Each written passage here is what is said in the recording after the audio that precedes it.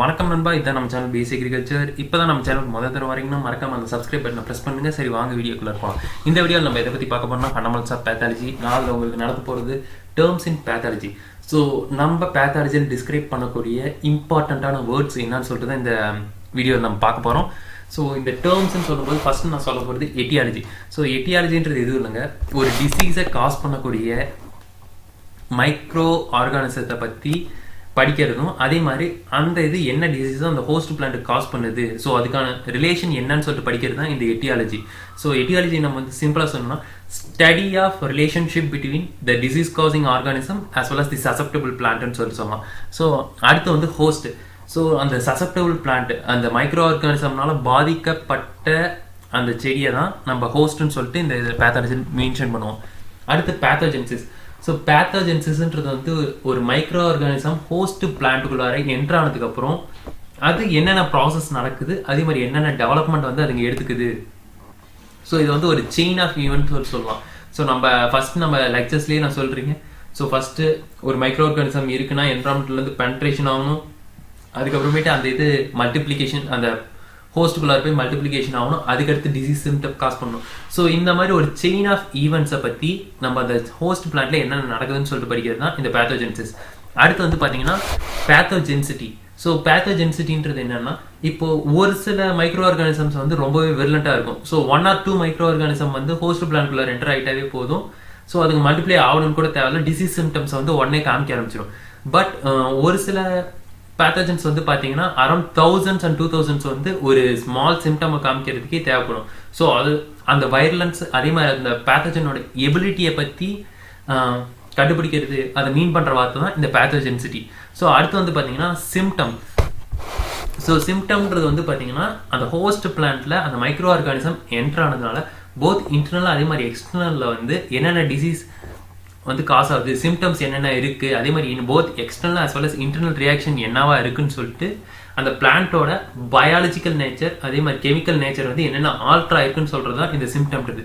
So சைன்ன்றது வந்து என்னன்னு சொல்லிட்டு பார்த்தீங்கன்னா, நம்ம நேர்பட பார்க்கும்போது என்னென்ன டிஃப்ரென்ஸ் வந்து செடியில் தெரியுது. ஸோ நார்மலாக க்ரீன் லீஃப்னு இருக்கிறது வந்து இப்போது ஒரு டிசீஸ் என்டர் ஆகுதுனால ப்ரௌனாவோ இல்லை ஒரு பேர்னிங் சிம்டம்ஸ் காமிக்கிறது வந்து சைனுன்னு சொல்லிட்டு சொல்லலாம். ஸோ எக்ஸாம்பிள் வந்து பார்த்தீங்கன்னா பவுடரி மில்டியூ வந்து நம்ம இப்போ எடுத்துக்கலாம். ஸோ நார்மலாக அந்த க்ரீன் சர்ஃபேஸாக இருக்க வேண்டிய பிளான்ட்ல வந்து இப்போ ஒரு ஒயிட் பவுடரி ஸ்கேல்ஸ் இருக்குது. ஸோ இது வந்து ஒரு பவுடரி மில்டியூ காஸ் ஆயிருக்கு அப்படின்னு சொல்லிட்டு இது பண்ணுற அந்த சைன்ஸை தான், அந்த ஒயிட் ஸ்ட்ரக்சர்ஸை தான் அந்த சைனுன்னு சொல்லிட்டு நம்ம இதில் சொல்கிறோம். ஸோ பேத்தாலஜியில் ஏதாவது. அடுத்து சிண்ட்ரோம். ஸோ சிண்ட்ரோம்ன்றது எதுவும் இல்லைங்க, போத் சிம்டம் அதே மாதிரி சைன், அந்த ஹோஸ்ட் பிளான்ட்ல நம்ம என்னென்னலாம் பார்க்குறோமோ அதை வந்து டோட்டலாக சொன்னோம்னா சிண்ட்ரோம்னு சொல்லிட்டு சொல்லலாம். ஸோ இப்போ நம்ம வந்து இம்பார்ட்டன்ட் டேர்ம்ஸ் வந்து நம்ம பேத்தாலஜி பார்த்தாச்சு. அடுத்து வந்து இப்போ கோச் பாஸ்ட்லேட். ஸோ ஏன் இந்த டேர்ம்ஸ் சொல்லி சொல்கிறேன்னா, டேர்ம்ஸ்ன்றது வந்து ரொம்ப சின்ன இதுதான், அது நான் சொன்னது வந்து ரொம்ப இம்பார்ட்டண்ட்டான டேர்ம்ஸ் மட்டும் தான் நான் இதில் சொல்லியிருக்கேன். ஸோ லெக்சர்ஸில் வந்து இன்னொரு இம்பார்ட்டண்டான பாஸ்ட்லேட் கோச் பாஸ்ட்லேட். ஏன் நான் இந்த கோச் பாஸ்ட்லேட் சேர்க்குறேன்னா, ஸோ இந்த ஃபஸ்ட் ஃபண்டமெண்டல்ஸ் மட்டும் இல்லை, ஆஃப்டர் நம்ம படிக்கக்கூடிய ஒவ்வொரு பேத்தாலஜி இதுவும் பார்த்தீங்கன்னா கோச் பாஸ்ட்லேட் வந்து நம்ம இம்பார்ட்டண்ட்டாக தெரிஞ்சிக்க வேண்டிய விஷயமா இருக்கும். ஸோ இந்த ராபர்ட் கோச்ன்றவர் தான் இந்த கோச் பாஸ்ட்லேட் கிரியேட் பண்ணுது.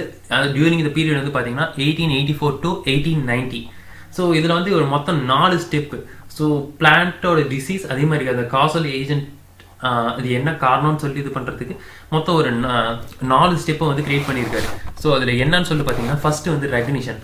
ஸோ இப்போ டிசீஸ் காஸ் ஆன பிளான்ட்டில் அந்த பேத்தஜனை வந்து ஃபஸ்ட்டு ரெகனைஸ் பண்ணணும்.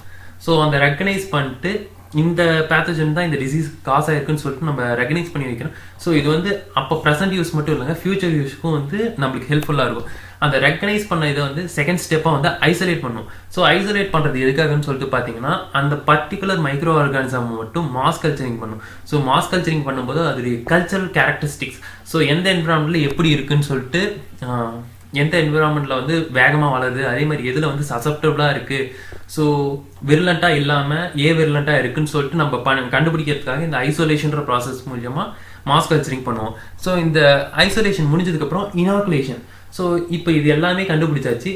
அதே மைக்ரோ ஆர்கானிசம் ஒரு ஹெல்த்தி பிளான்ட் இல்லை ஒரு ஹெல்த்தி அனிமல்ஸில் வந்து பார்த்தீங்கன்னா திருப்பி இனாகுலேட் பண்ணுவாங்க. இது காரணம் என்னன்னு சொல்லி பார்த்தீங்கன்னா, நம்ம ஃபஸ்ட்டு கண்டுபிடிச்சா அந்த பேத்தோஜனை தான் இப்போ திருப்பியும் அதே பேத்தோஜன் தான் இந்த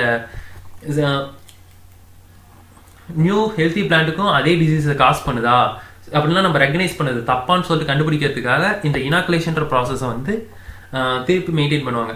ஸோ அதுக்கடுத்து வந்து பார்த்தீங்கன்னா ரீ ஐசோலேஷன். ஸோ அப்போ நம்ம இனாகுலேட் பண்ணதில் வந்து அந்த பேத்தோஜன் அதே கேரக்டரிஸ்டிக்ஸை வந்து மென்ஷன் ஆயிருக்குன்னு சொல்லிட்டு நம்ம திருப்பியும் ஐசோலேட் பண்ணிட்டு அது கல்ச்சரல் கேரக்டரிஸ்டிக்ஸ் அதே மாதிரி இருக்கா, ஃபர்ஸ்ட் ஜென்ரேஷன்ல இருந்த அதே கேரக்டரிஸ்டிக்ஸ் தான் செகண்ட் ஜென்ரேஷன்லையும் இருக்கா, நம்ம ஐடென்டிஃபை பண்ண ஸ்பீஷீஸோட கேரக்டரிஸ்டிக்ஸ் அதே மாதிரி சிம்டம்ஸ் எல்லாமே சேமாக இருக்கான்னு சொல்லிட்டு இது பண்ணுறது தான் இந்த ரீ ஐசோலேஷன்றது நடக்கும். ஸோ இந்த ஸ்டெப் வந்து பார்த்தீங்கன்னா கோச் பாஸ்டுலேட்டில் இஎஃப் ஸ்மித்ன்றது வந்து பார்த்தீங்கன்னா எக்ஸ்ட்ராவாக ஆட் பண்ணிருக்காரு. ஸோ இந்த ஒரு ஸ்டெப்பை வந்து ஆட் பண்ணது வந்து இஎஃப் ஸ்மித்.